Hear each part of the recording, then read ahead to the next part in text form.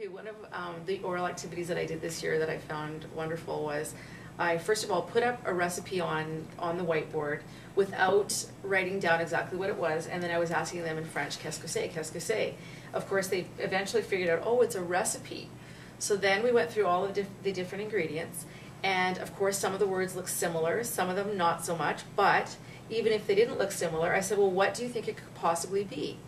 And then, of course, they used reference to their first language from their recipe experience in their first language, and they were able to tell me all the ingredients in the recipe.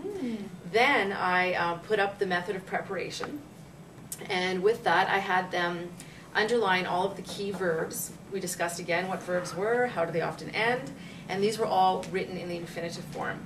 They underlined all of the verbs, and then they had to go back to their desk with a large sheet of white paper, divided into as many steps as they needed to draw pictures to communicate to me the method of preparation of this recipe without using any words.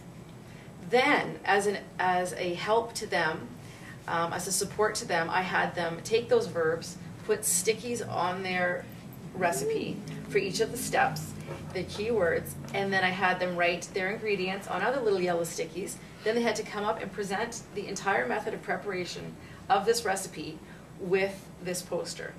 And I was absolutely amazed at how they really did remember, like dans, le four, like they remembered keywords from the unit and just from their memory of learning French from previous years, even from this year, and they were able to tell me back the recipe without having it written right in front of them.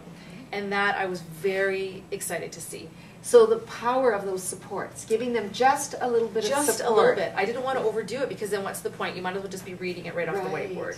So I thought, and they threw in extra words along the way that even I hadn't thought of at that moment, but they were able to actually communicate with me without having all of the words and just reciting what was on the whiteboard. Great. Oh, so exciting as a teacher, right? Absolutely very exciting.